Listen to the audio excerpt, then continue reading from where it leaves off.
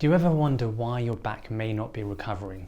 Or maybe it does recover, but either it takes a very long time for it to recover, or when it does finally get better, it keeps coming back over and over and over again. The fact is, if you don't get to the cause of a problem, it will keep coming back. And if you don't give your body the best chance of healing, then it will take a very long time for a problem to get better.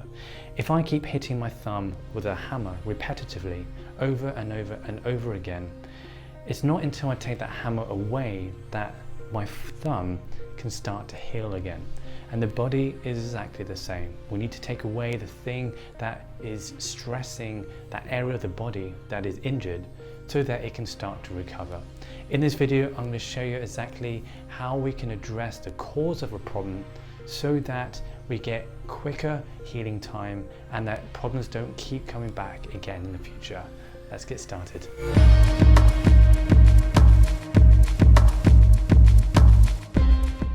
The vast majority of injuries, particularly to the musculoskeletal system, so involving the muscles and the joints and those effects on the nervous system, come from some type of external force, some type of trauma that causes an injury to the body.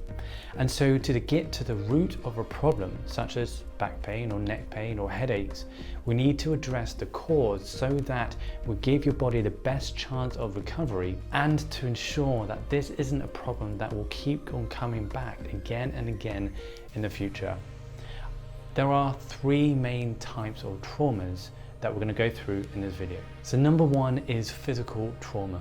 This is the most common culprit and the most common reason why you might get pain in the back or other areas of your body. It's going to be a physical force that comes from the outside to damage your tissues in some way.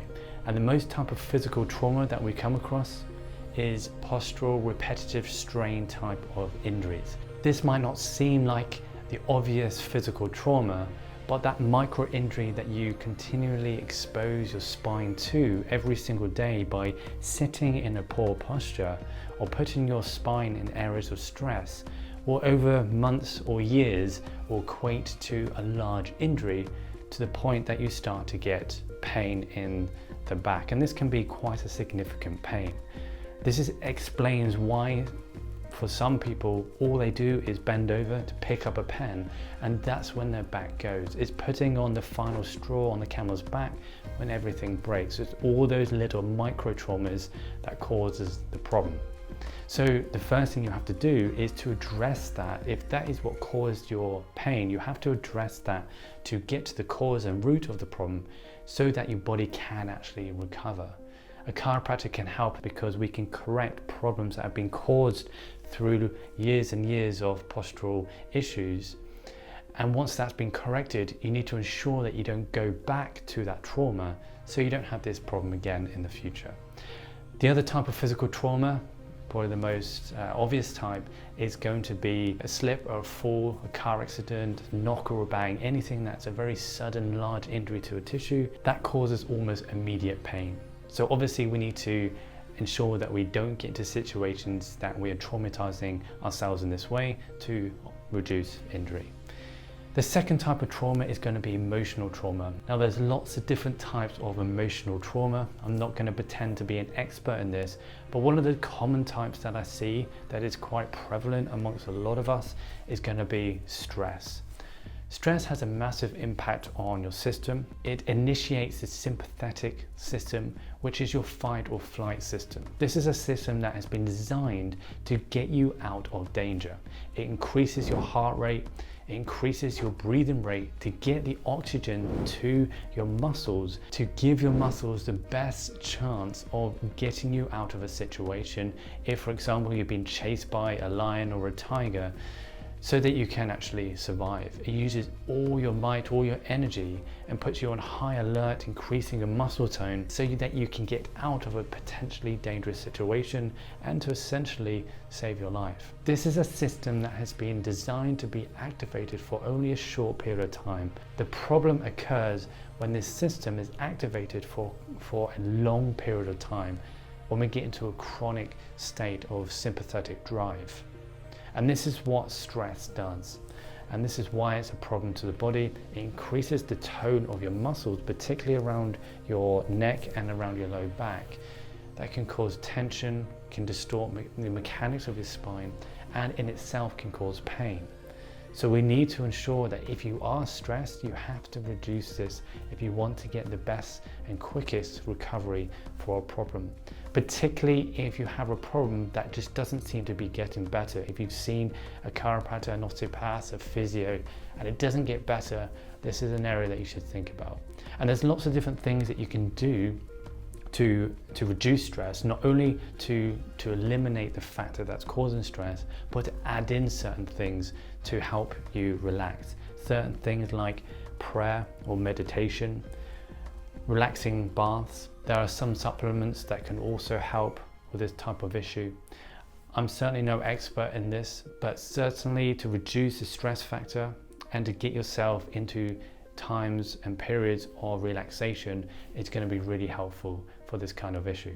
The other common thing that can cause a stress response or a sympathetic drive is actually unforgiveness. There's been a study that has shown how unforgiveness can cause an increase in your sympathetic drive, in your stress, that has the same response that it has in stress and causes the same types of issues. So this is also an area to think about.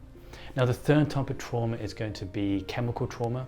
Now, this is essentially what we put into our body. So this is going to be what we eat, our diet, nutrition, as well as your water intake. Our bodies are composed mostly of water, and it requires a lot of water every day for it to function at its optimal. You can survive on very little water, but your body is not going to be in its optimal state if you haven't got the optimal amount of water. So make sure you're drinking lots of water. I would suggest somewhere in the region of 1.5 to 2 liters a day, preferably, which of course depends on body type and what you're doing. So hotter temperatures and exercise are of course going to increase the amount of water that you need. There are lots of vitamins, minerals and macronutrients that are very vital for your tissues to heal. So you need to make sure that you get a nice variety of nutrients. My general rule is to eat as colourful and as raw, pure foods and natural foods that you can, preferably organic, to get the most amount of nutrients into your body. Things to avoid are of course going to be things such as smoking. Smoking reduces the amount of vitamin C in your body, which is essential for collagen formation. So if you are smoking and you can't reduce or stop that, then one of the suggestions I will make is to take some vitamin C to boost your levels there. Alcohol is also going to have a negative impact, as well as some medications and drugs. So essentially you want to make sure that you're taking in the right things and that you're not ingesting some other things to enhance your healing effects and abilities in your body.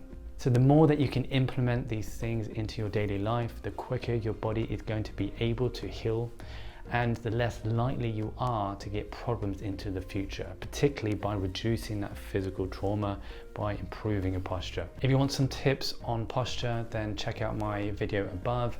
Otherwise, pop your questions down in the comments, like this video if you found some value from it, and I will see you on the next one. There are lots of mineral